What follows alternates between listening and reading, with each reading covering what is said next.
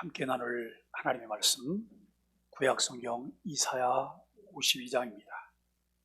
52장 7절로 12절까지 말씀을 함께 같은 목소리로 말씀을 읽도록 하겠습니다.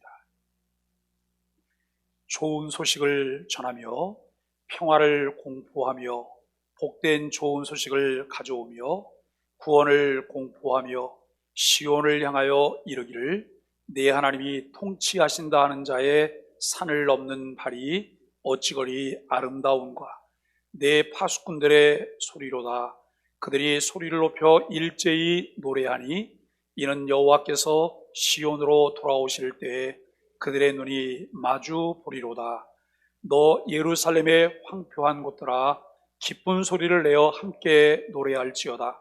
이는 여호와께서 그의 백성을 위로하셨고 예루살렘을 구속하셨습니다.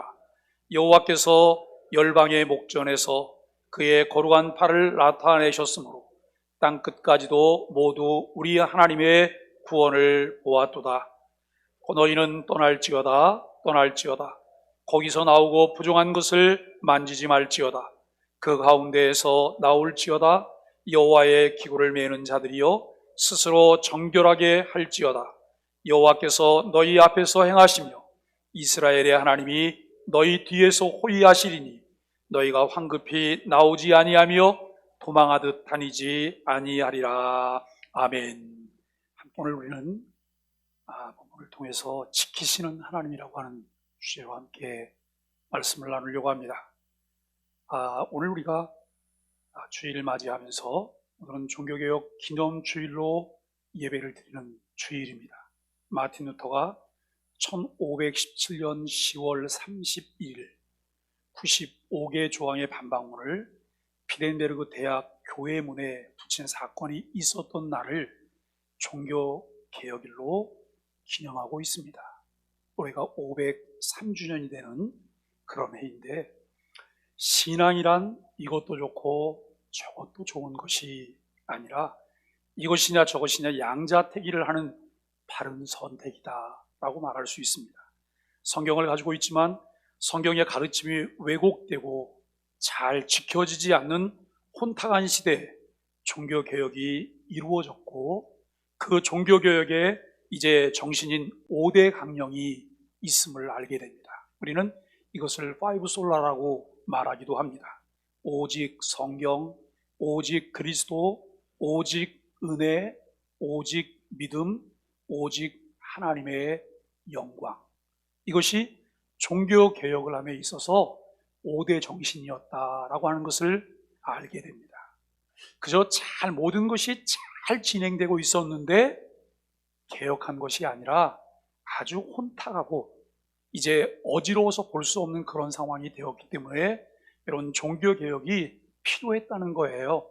그런데 종교개혁을 할 때 이 5대 정신대로 종교개혁이 이루어졌어요.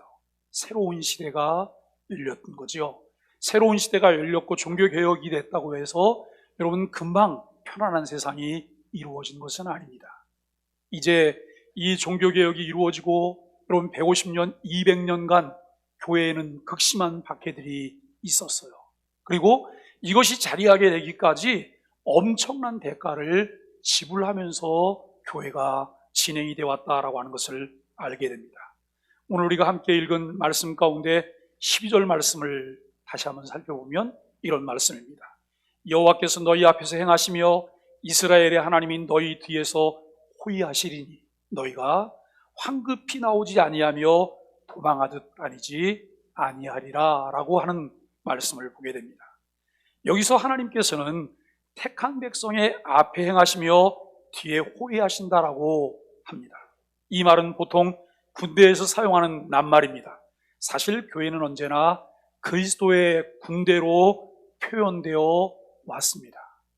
오늘 아침에 누군가 저한테 문자를 한 통 보내오셨어요. 목사님, 오늘은 일이 좀 있는데 시간이 좀 애매해서 예배 참석을 못할 것 같습니다. 다음 주에 오겠습니다. 여러분, 이 문자가 어떠세요? 저는 참 예의 바른 문자다라고 생각해요. 예의 바른 문자다. 우리가 교회 안에 같은 멤버이기 때문에 내가 어떤 사정이 생겨서 예배 참석을 못할 때에는 그 사정에 대해서 알리는 것이 필요하겠죠. 그래야지만 덜 걱정하고 덜 또 신경을 쓰고 여러분 우리가 함께 돌아볼 수 있을 것입니다. 사령관은 평화의 왕이신 그리스도고 목적은 평화의 성취, 그리고 군인들은 평화를 사랑하는 그리스도인들입니다. 그래서 그리스도의 군대에는 이 어두움의 세상과 악의 세력과 언제나 싸우고 있다고 하는 사실들을 생각합니다. 아마 이 전쟁은 예수님께서 재림하실 때까지 계속될 전쟁이라고 하는 것이죠. 그러므로 교회는 군대로서의 교회, 무장한 교회, 전쟁하는 교회, 정복하는 교회, 승리하는 교회로 나타납니다. 여러분, 군대에는 명령과 복종이 있습니다. 그런데 우리의 사령관인 그리스도께서는 그의 군대인 그리스도인을 향하여 거짓이 많은 세계에서 진리를 지키라고, 부정과 불의가 가득한 사회에서 공의를 행하라고 명령을 하십니다. 이에 우리는 그의 명령에 복종해야만 한다고 하는 것입니다. 사도 바울의 권면을 우리가 보면 고린도후서 6장 14절로 16절까지입니다. 너희는 믿지 않는 자와 멍에를 함께 매지 말라. 의와 불법이 어찌 함께하며 빛과 어둠이 어찌 사귀며 그리스도와 벨리알이 어찌 조화되며 믿는 자와 믿지 않는 자가 어찌 상관하며 하나님의 성전과 우상이 어찌 일치되리요. 우리는 살아계신 하나님의 성전이라. 이와 같이 하나님께서 이르시되 내가 그들 가운데 거하며 두루 행하여 나는 그들의 하나님이 되고 그들은 나의 백성이 되리라 라고 말씀하십니다. 그러므로 교회가 참되려면, 그리고 교회가 거룩하려면 반드시 무장해야 합니다. 왜냐하면 이 세상에는 너무나 거짓된 것이 많고 거룩하지 못한 것이 많기 때문입니다.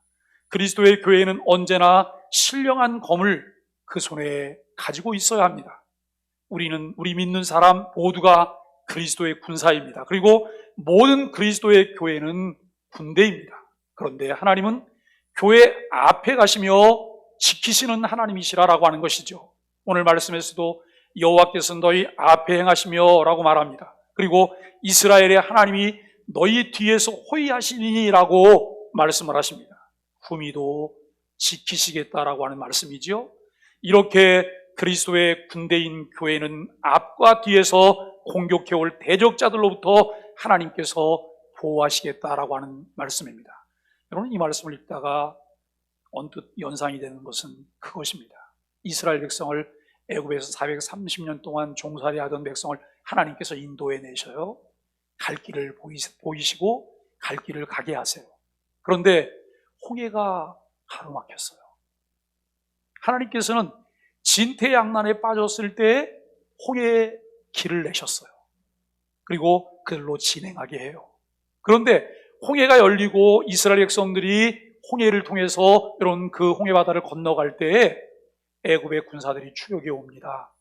애굽의 군사들이 추격해 올 때 하나님께서는 이스라엘 백성들이 건너고 난 이후에 홍해문을 다시 닫아버리시죠.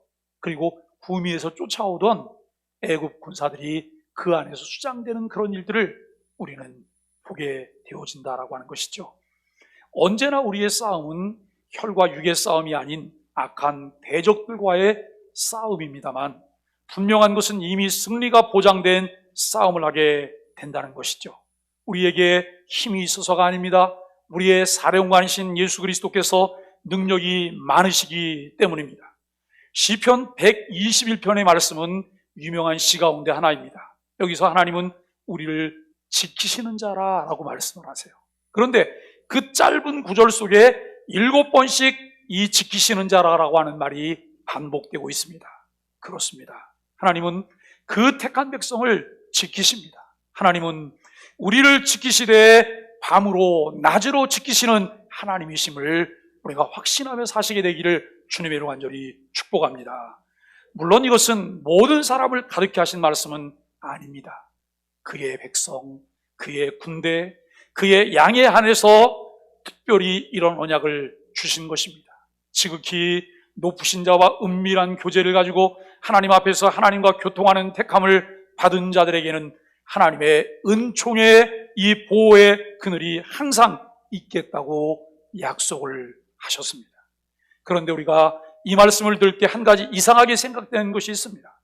즉, 하나님이 우리 앞에서 지켜주시고 우리 뒤에서 보호해 주신다면, 밤에도 낮에도 지켜주신다면 왜 하나님을 믿는 우리가, 그리스도의 군대인 교회가 여러 가지 어려움을 당하는가라고 하는 거예요. 여기서 우리가 한 가지 생각할 것이 있습니다. 하나님의 견지와 우리 사람의 견지가 다르다는 거예요. 이에 성경 로마서 8장 28절 말씀에서 우리에게 이렇게 말씀합니다. 우리가 알거니와 하나님을 사랑하는 자 곧 그 뜻대로 부르심을 입은 자들에게는 모든 것이 합력하여 선을 이루느니라 라고 말씀하십니다. 그렇습니다. 하나님의 택하심을 입은 사람에게 있어서는 사람의 눈에 재난으로 보이는 것이 심령의 축복인 것을 우리는 깨닫게 되어집니다. 더구나 우리 사람은 항상 현재를 보고 미래를 보지 못합니다. 그러나 하나님은 현재와 미래를 보십니다. 여러분, 산을 등산하다 보면 우리는 정상을 향해서 가게 되죠. 정상을 향해서 가는 과정이 때로는 힘이 들어요. 우리나라 산들 중에 여러분 악이라고 하는 그 한글이 들어간 산은 다 힘든 산이에요. 악산이에요. 치악산, 설악산. 저는 치악산 그러면 제가 잊지 못할 추억이 있는 산이에요. 그때가 1996년도니까 제가 30대잖아요. 교회를 개척하고 그 이듬해에 여러분 교우들과 함께 치악산 등산을 갔어요. 그런데 정말 고생을 많이 했어요. 무릎 관절에 문제가 생겨서 올라가는 건 어떻게 참으면서 올라가는데 내려올 수가 없는 거예요. 정말 내려오면서 엉엉 울면서 내려와서 너무 아파서. 그리고 야, 젊은 나이에 이게 도대체 뭐냐. 여러분 굉장히 고생을 많이 했어요. 그리고 그 이후에 결국 다른 거 없더라고요. 젊은 나이이기 때문에 다리 근육 강화를 하는 것밖에는 방법이 없어요. 그래서 축구를 시작했고, 그러면서 그 이후로는 무릎 아픈 거를 모르고 살아요. 근데 여러분, 이 산 정상에 올라가기까지 참 고통스러운데요. 정상에 딱 올라가서 보면 왜 그렇게 과정이 힘들었나라고 하는 것을 알게 돼요. 아, 그렇구나. 정상에서 이 모든 것을 보게 하려고, 정상에선 기쁨을 갖게 하려고 이 과정들이 힘든 과정을 겪었구나라고 하는 것을 알게 된다라고 하는 것입니다. 우리는 여러분 세상을 살아가면서 우리는 늘 현재만 보려고 해요. 어떤 사람은 자꾸 과거만 봐요. 과거만 바라보는 사람 치고 미래의 소망을 가진 사람이 없어요. 과거는 아프지만 현재 내 삶 가운데 미래를 바라보면서 달려가는 사람이 여러분 소망 중에 미래를 가질 수 있다고 하는 것을 보게 됩니다. 앞만 보는 것이 아니라 여러분 뒤도 보시고, 요셉은 그 형들에게 시기와 미움을 받아서 애굽의 총리로 팔려갔습니다. 이러한 때 우리는 하나님께서 요셉을 이렇게 지키시는가 하고 불평하는 사람도 있었을 것입니다. 그러나 그 후에 된 일을 가만히 보면 요셉이 애굽의 종으로 팔려갈 때도 하나님께서 여전히 요셉을 사랑하시고 앞에서 뒤에서 지켜주셨다고 하는 것을 알게 되어집니다. 모세의 경우도 그렇습니다. 태어난 지 석 달 만에 집에선 더 키울 수가 없게 되어 준수한 아들을 갈대의 상자에 넣어서 나일강가에 던지게 될 때 그 부모의 마음이 어떠하였을까라고 하는 것이죠. 그러나 그 후에 된 일을 가만히 생각해 보면 하나님은 모세 앞에서 그리고 뒤에서 지켜주셨습니다. 다니엘이 그렇지 않을까요? 그의 세 친구 사드락과 메삭과 아벳느고가 신앙을 따라 살기 위하여 이방의 우상을 섬기지 않으므로 다니엘은 사자굴에 들어가게 되었습니다. 그러나 하나님께서는 사자의 입을 막으셨습니다. 사드락과 메삭과 아벳느고는 풀무불에 들어가는 형을 받았습니다. 그러나 하나님은 그들의 앞에서 그리고 뒤에서 지키심으로 결국 머리털 하나 상하지 않았습니다. 하나님의 택하신 백성은 하나님께서 언제나 지키신다고 하는 것을 확신하게 되기를 간절히 바랍니다. 평안할 때도 지키시고 곤란한 때에도 지키십니다. 순경에도 지키시고 역경에도 지키시는 하나님이십니다. 그렇다면 여기서 지킨다고 하는 것은 무엇을 의미할까요? 오늘 본문에 보면 하나님께서 우리 앞에 행하신다고 하였습니다. 이 말의 뜻은 우리를 지키시는 하나님은 자세히 살핀다고 하는 뜻이 있습니다. 그 대상을 언제나 잊어버리지 아니하신다고 하는 그런 말씀입니다.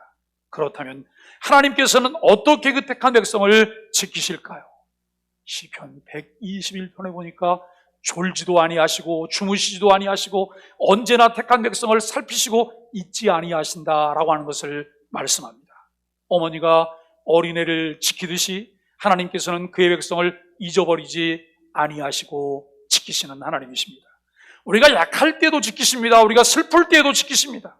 괴로울 때도 지키십니다. 고독과 유혹의 때에도 지키십니다.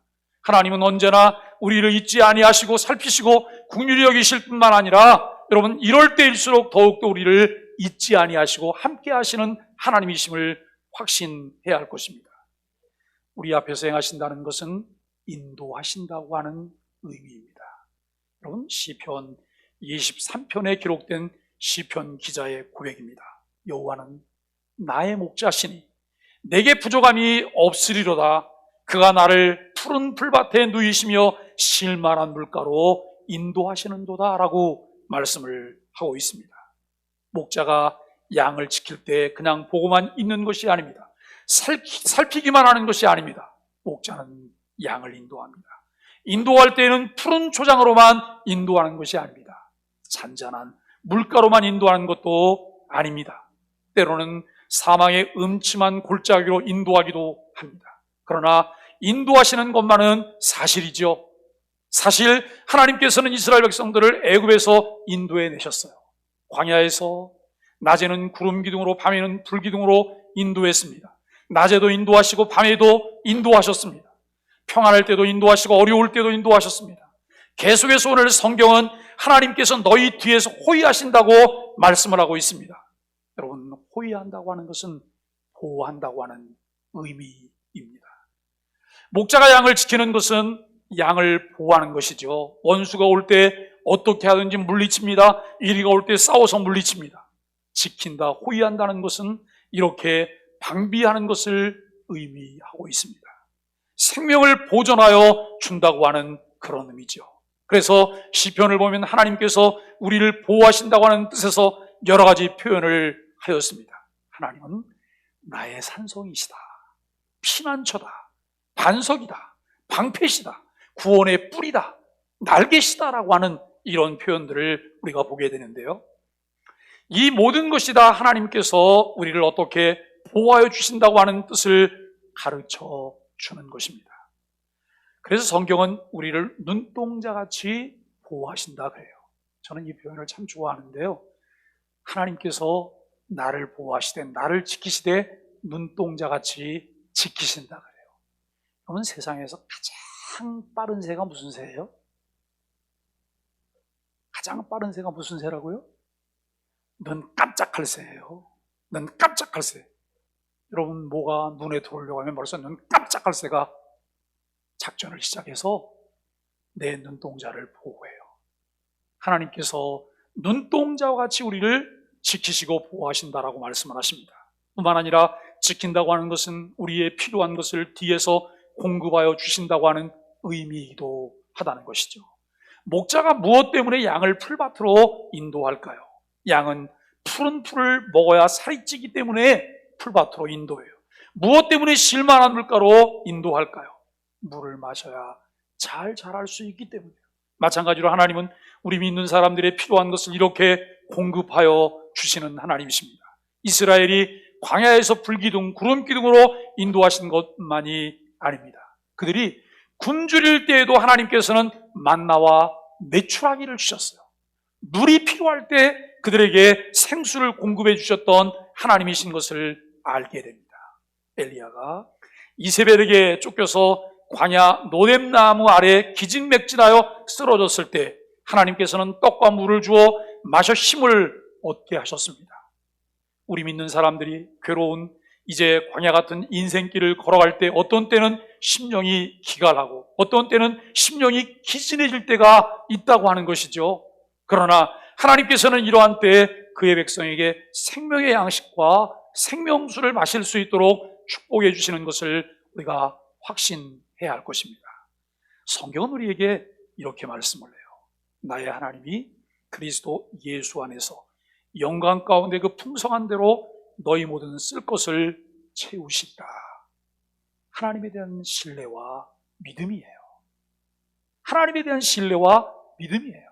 하나님께서는 우리 하나님 말씀을 깨닫게 하시고 은혜 속에 살게 하시고 매일매일 우리 안에 긍정적인 생각들과 선한 생각을 품게 하세요. 그리고 선한 일들을 바라보게 하고 선한 일에 참여케 하세요. 그러면서 그 일을 감당할 수 있도록 우리의 쓸 것을 공급해 주시는 하나님이시라는 사실이에요. 우리가 이 땅을 사는 동안 매일매일 삶 속에 내가 체험할 수 있는 것이 무엇일까요? 움켜진 손을 펴는 거예요. 움켜진 손을 펴고 여러분 주변 사람과 삶을 나눌 때 우리는 그 삶을 통해 체험할 수 있는 것이 무엇일까요? 필요를 공급해 주시는 하나님, 나와 함께 하시는 하나님, 나를 지키시는 하나님을 체험할 수가 있습니다. 이것이 여러분 단순히 성경의 교훈만이 아닙니다. 성경에 나타나는 모든 성도들의 경험이 이와 같은 것을 우리가 보게 됩니다. 여러분 아브라함에게 한번 물어보세요. 아브라함이요, 과연 하나님께서 당신의 일생을 지켜주었습니까? 아브라함이 이렇게 대답을 할 것입니다. 예, 그렇습니다. 내가 나의 일생을 돌아볼 때 하나님께서 나를 지켜주셨습니다. 이삭에게 물어보세요. 야곱에게 물어보고 요셉에게 물어보고 모세에게 물어보고 다윗에게 물어보고 엘리야 엘리사에게 물어보고 이사야 예레미야 모든 선지자들에게 여러분 물어보세요. 그들은 이구동성으로 동일한 대답을 할 거예요. 그렇습니다. 그렇습니다. 구약의 성도만이 그런 것이 아닙니다. 신약의 모든 성도들도 똑같이 대답할 것입니다. 베드로에게 물어보세요. 요한과 야고보, 바울에게 물어보십시오. 모두가 다 똑같은 대답을 할 것입니다. 신약의 성도들뿐만 아닙니다. 2000년 전 온 교회의 역사를 통하여 여러분 과연 참된 신앙생활을 한 모든 성도들에게 똑같은 질문을 우리가 한번 해보십시오. 어거스틴이나 루터나 칼빈이나 토마스 아켄피스나 그리고 토마스 아퀴나스 등도 역시 이구동성으로 대답을 할 것입니다. 그렇습니다. 그렇습니다. 내 일생을 돌아보면 지금까지 하나님께서 지켜주시는 은혜로 지났습니다. 여러분 마지막 숨질 때 내가 해야 될 고백이 무엇일까요? 하나님의 은혜였습니다. 하나님의 은혜였습니다. 주님의 돌보심이었습니다. 주님 감사합니다. 이게 마지막 고백이어야 되지 않을까요? 역사적인 인물까지 갈 필요가 없을 것입니다. 우리 가운데 오랫동안 신앙생활을 하신 분들에게 여러분 물어보십시오. 이들도 똑같이 대답하실 것입니다. 하나님은 이스라엘을 지키십니다. 택한 백성을 지키십니다. 하나님은 그의 교회를 지키십니다. 하나님께서는 언제나 그의 사람들과 함께 하십니다. 예, 성경은 이렇게 말을 합니다. 이사야 43장 1절과 2절에 보니까 야곱아 너를 창조하신 여호와께서 지금 말씀하시느니라. 이스라엘아 너를 지으신 이가 말씀하시느니라. 너는 두려워하지 말라. 내가 너를 구속하였고 내가 너를 지명하여 불렀나니 너는 내 것이라. 내가 물 가운데로 지날 때에 내가 너와 함께 할 것이라 라고 말씀을 합니다. 여러분 여호수아 1장 5절로 9절까지 말씀해 보면 오직 강하고 극히 담대하여 나의 종 모세가 내게 명령한 그 율법을 다 지켜 행하고 우로나 자로나 치우치지 말라. 그리하면 어디로 가든지 형통하리니 이 율법책을 내 입에서 떠나지 말게 하며 주야로 그것을 묵상하여 그 안에 기록된 대로 다 지켜 행하라. 그리하면 내 길이 평탄하게 될 것이며 내가 형통하리라. 내가 내게 명령한 것이 아니냐. 강하고 담대하라. 두려워하지 말며 놀라지 말라. 내가 어디로 가든지 내 하나님 여호와가 너와 함께 하느니라 라고 말씀합니다. 여러분 이 말씀 안에도요 옛날 기차에 기관차가 있고요 객실이 따로 있어요. 이 말씀 안에 그것을 우리가 잘 분별해서 보실 수 있어야 돼요. 여러분 객실만 놔두면 객실은 이동할 수 있나요? 객실은 이동이 안 되잖아요. 이 객실이 이동하려면 반드시 기관차가 있어야 돼요. 기관차가 여러분 연결을 해서 이 기관차가 달려가면 객실은 따라서 가는 거예요. 그런데 이 말씀 가운데 늘 우리는 객실만 붙잡고 살아요. 객실만 붙잡고 나와 함께 한데 형통하게 되는데 아무리 기다려보세요. 그야말로 1m도 이동이 안 되고 있을 거예요. 기관차를 보셔야 돼요. 기관차를 보시면 객실은 자동으로 따라가게 돼요. 이것이 신앙생활의 원리입니다. 여러분 마태복음 28장 20절에 보니까 볼지어다 내가 세상 끝날까지 너희와 항상 함께 있으리라 라고 말을 해요. 그런데 이것도 28장 20절만 보시면 안 돼요. 16절 말씀부터 말씀을 보셔야 돼요. 왜냐하면 16절부터 진행되는 말씀이 기관차이기 때문에 그래요. 세상 끝날까지 너희와 항상 함께 있으리라 라고 말씀하시는데 하나님이 함께 하시는 그의 교회는 언제나 승리해요. 그의 교회는 영원히 빛납니다. 교회를 이 땅에서 없앨 어떤 힘도 세상엔 없다는 거예요. 물론 일시적으로 악의 세력에 의해서 피해를 당할 수는 있습니다. 그러나 다시 일어날 날이 멀지 않습니다. 왜 그럴까요? 하나님께서 그의 교회를 지키시기 때문입니다. 하나님의 교회를 흔들 자도 없습니다. 왜 그럴까요? 영원한 불변한 반석이 되시는 그리스도 위에 교회가 세워져 있기 때문에 그렇다는 것이죠. 그러므로 악한 원수들이 애워싸도 두려울 것이 없습니다. 세상 것은 잠깐이고 교회는 영원합니다. 하나님이 지키시기 때문입니다. 그러므로 우리는 진리편에 서야 합니다. 공의편에, 자유편에 우리가 서야 하는 것이죠.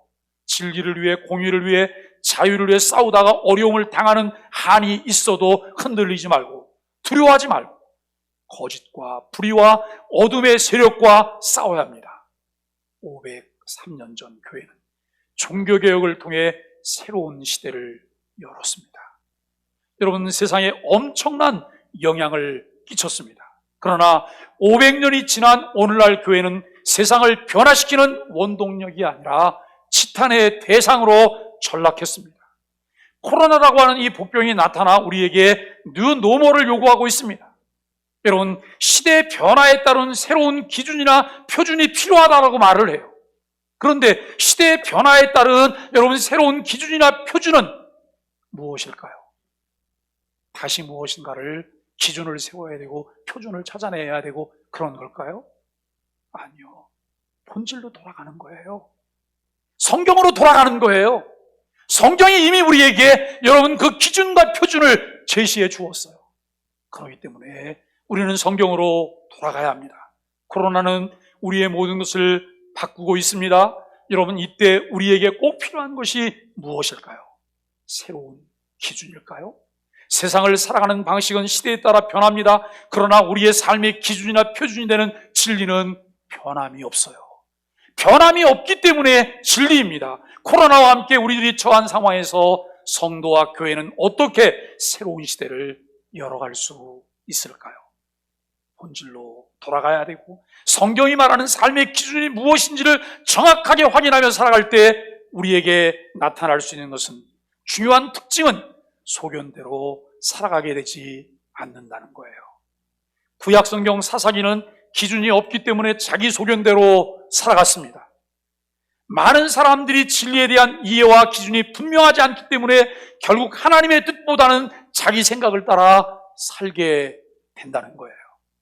사랑하는 소망의 가족 여러분, 서두에서 말씀드렸던 종교개혁의 5대 정신을 다시 한번 상기해 보세요. 오직 성경으로. 오직 성경으로. 성경은 뒷전이고 늘 내 생각이 우선인 이 삶이 아니라 성경이 내 삶의 기준이 되고 성경이 표준이 되는 이런 삶으로 돌아가자는 것입니다. 오직 그리스도에 의해서만 우리가 구원받을 수 있다고 하는 사실을 인정해야 돼요. 그 사실을 믿어야 돼요. 그리고 우리가 그리스도에 의해서 여러분 구원받는 것은 오직 하나님의 은혜라고 하는 사실이에요. 내 노력이 필요하지 않아요. 내 노력에 의해서 주어진 것이 아니에요. 여기에는 오직 믿음이에요. 그 사실을 믿고 신뢰하는 거예요. 그런데 여러분, 종교개혁 500주년이 지나면서 오늘날 교회가 또 혼란을 겪게 된 이유가 무엇일까요? 예수 그리스도를 믿음으로 구원받았다고 하는데 여러분 구원받았기 때문에 그 다음에 아무렇게나 살아요. 그런데 이 오직 믿음이라고 하는 것이 우리에게 제공하는 것이 무엇일까요? 내가 그것을 신뢰한다면, 그것에 대해서 확신한다면 내가 그와 같이 살아간다는 말이에요. 그 일을 위해서 내 삶을 던진다고 하는 그런 말씀이잖아요. 그리고 마지막 다섯 번째 정신이 오직 하나님께만 영광이에요. 솔리 데오 글로리아라고 하는 말이죠. 우리의 모든 것이 하나님께 영광이 되어야 돼요. 내가 여러분 어떤 일을 하고 난 다음에 누구와 싸워서 여러분 크게 이겼어요. 크게 이겼는데 그게 하나님께 영광이 되지 않는다고 하면 실패인 거예요. 그리고 내가 여러분 수단과 방법을 가리지 않고 많은 돈을 벌었어요. 그런데 그것이 하나님께 영광이 되지 않는다면 그것은 성공적인 수입이 아닌 거예요. 우리가 무엇을 하든지 하나님의 영광을 위하여, 먹든지 무엇을 하든지 다 하나님의 영광을 위하여 하라고 하는 말씀을 기억해야 돼요. 이제 옥상에 공사가 거의 다 끝났어요. 내일 잔디만 깔면 모든 공사가 다 마쳐져요. 데크도 너무 이쁘게 만들어지고 화단도 아주 크고 아주 이쁘게 화단도 만들어졌어요. 그런데 이제 공사가 진행되는 중에 금요일 날 그 공사하시는 사장님이 저한테 조심스럽게 이렇게 말씀하세요. 목사님, 우리 주일날도 일을 하면 안 되나요? 목사의 반응은 어떤 반응이었어요? 첫 번째 반응이 안 돼요. 그분이 이렇게 말씀하세요. 목사님, 저희가 여기서 지금 숙소를 근처에다 정해놓고 여기서 먹고 자고 있는데 한날을 쉬면서 또 집에까지 다녀오고 그러기가 어렵다는 거예요. 그래도 안 된다고 얘기해야 되잖아요. 사실 안 된다고 말하는 이유가 뭘까요? 하나님께서 안식일의 정신을 통해 우리에게 주신 복을 함께 누리려고 하는 것 때문이에요. 여러분, 안식일을 기억하여 거룩하게 지키라라고 하는 말 속에는 성경의 여러 곳을 보면 이런 부분들이 있어요. 나만 지키는 것이 아니라 누구도 지켜요? 나와 내 가족도 지켜야 되고 내 문 안에 유하는 객도 지켜야 돼요. 그리고 여러분, 남종과 여종도 그걸 지키게 해야 돼요. 왜요? 그들에게도 안식이라고 하는 사이클이 필요하기 때문이에요. 안식이라고 하는 사이클이 필요하기 때문에 나도 지키고 그도 지키는 거예요. 여러분, 나도 쉬고 그도 쉬게 하라는 거예요. 그래서 여러분, 주일날 쉬게 되는데 쉬는 것들도 다 임금에 포함이 되잖아요. 여러분, 유급으로 쉬게 하라는 거예요. 무급으로 쉬는 게 아니고. 그런데 믿지 않는 사람들은 사실 그걸 잘 모르잖아요. 우리 그리스도인들은 이 정신을 잘 알고 있을까요? 이런 정신을 알고 우리가 잘 실천해낼 때 그것을 통해 하나님께 영광이 돼요. 교회가, 성도들이, 그리스도인들이 갖게 되는 영향력이 생겨진다라고 하는 것을 깨닫게 됩니다. 사랑하는 여러분, 이제 말씀을 정리하면서 우리가 여러분 이런 부분들을 함께 생각해 봅니다. 왜 우리가 다섯 가지를, 이 다섯 가지 오직을 기억하며 살아야 될까요? 이것은 우리의 정체성 때문이에요. 내가 그리스도인이 아니고 내가 하나님의 백성이 아니면 5대 정신과 나는 관계없어요. 그저 보암직하고 먹음직한 대로 내가 살아가면 되잖아요. 왜요? 이 땅에서 행복이 내 최상의 목표이기 때문에. 그러나 우리가 영원한 하나님의 나라를 바라보는 그리스도인들이라면 여러분, 우리는 이 다섯 가지 오직을 기억하며 살아야 돼요. 우리가 그리스도인이기 때문에 하나님의 은혜를 입은 사람들이기 때문에 여러분 그렇다라고 하는 것입니다. 언제나 사랑으로 우리를 지키시는 하나님을 의지하면서 그리스도인으로 교회에 주어진 이 표지를, 교회의 표지를 우리가 잘 드러낼 수 있어야 돼요. 어떻게 하면 교회가 하나님 말씀을 참되게 전파할 수 있을까? 하나님의 말씀을 참되게 전파할 수 있을까? 성례를 올바로 집행할 수 있을까? 그리고 교회가 권징의 신실한 시행을 통해서 교회의 거룩성을 지켜내는 이런 일을 할 수 있을까? 이것이 여러분 종교개혁을 다시 한번 맞이하면서 이것을 기념하면서 우리들이 마음 가운데 다짐하고 돌아보는 이런 일들이 되리라 믿습니다. 저와 여러분들이 우리 자신을 돌아보며 하나님께 영광을 돌릴 수 있게 되기를 바랍니다. 사랑하는 여러분, 저는 이제 우리 교회 부임한 지가 3년이 다 돼가요. 3년 동안 제가 했던 일들이 있다면 이런 일들이에요. 토양을 바꾸는 일, 체질을 개선하는 것, 그리고 교회의 방향을 제시하는 것, 이것이 3년 동안 제가 했던 일들이에요. 토양을 이제 여러분 바꾸는 일들 속에는 자갈도 캐내는 일도 해야 되고 풀뿌리도 뽑아내야 되고 이와 같은 일들이 있어요. 험한 3년들을 사실은 보내왔어요. 이제 내년 4년차, 5년차 우리에게 중요한 일들이 있어요. 그게 뭐냐면 사람들을 제대로 세우는 거예요. 사람들을 정말 주님을 사랑하고 교회를 사랑하는, 그리고 교회와 함께 하나님의 영광을 위해 여러분 살려고 하는 사람들을 세워나가는 거예요. 우리는 우리 교회가 그것을 통해서 이제 2021년 계획을 할 뿐만 아니라 2025년, 2030년 그 계획을 하다 보면 저는 또 이제 은퇴를 할 만한 나이가 되는 거예요. 근데 여러분, 그때까지 교회가 중장기 계획을 통해서 교회가 어떤 방향을 향해서 나갈 건가, 어떤 일들을 이루면서 모든 교우들이 함께 하나님의 나라를 누리면서 갈 것인가라고 하는 거예요. 제가 요즘 계속해서 고민하며 기도하는 것이 있는데, 그게 뭐냐면 우리가 지난 주간에도 김몽 집사님 갑자기 하나님의 부름을 받고 하나님 나라로 가셨잖아요. 하나님이 참 급하게 호출을 하셔서 정신없이 가셨어요. 그리고 우리 교우들 중에 요양원으로 가시는 분들이 계세요. 주도순 권사님도 요양원 가 계세요. 요즘 조금 상황이 안 좋으세요. 그분은 매일매일 성경을 무지하게 많이 읽으시던 분이세요. 제가 이 노인 사역이라고 하는 이 부분에 고민이 많아요. 오늘 아침에도 어느 목사님이 이런 글을 하나 올렸어요. 교우 중에 누가 어제 앰뷸런스를 타고 요양원으로 갔다. 너무 마음이 아프다. 그래서 제가 밑에다 글을 이렇게 달아서, 목사님, 요양원 가는 것은 현대판 고려잔이 아닐까요? 여러분 어떻게 생각하세요? 근데 여러분, 이 말에 거의 다 동의를 해요. 현대판 고려잔. 요양원으로 가실 때 그 어른 눈망울을 한번 보세요. 그리고 요양원으로 보낼 때 가족들의 마음이 어떨까 한번 살펴보세요. 하나님, 우리 소망의 교회가 천국 가기 직전에 어르신들이 머물 정거장을 만들게 해주세요. 여기 같으면 여기보다 더 좋은 천국에 나 가고 싶어. 이런 마음이 드는 정거장을 하나 만들고 싶다는 소망이 제게 있어요. 이것은 1년 만에 이루어질 만한 일은 아니겠죠? 그냥 지금처럼 여러분 그 깍두기실에 이렇게 들어가고 억제제 사용해서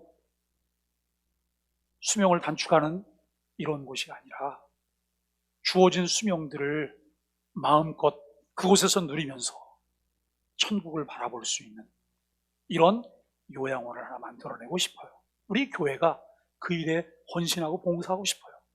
여러분 이 일을 위해서 기도해 주세요.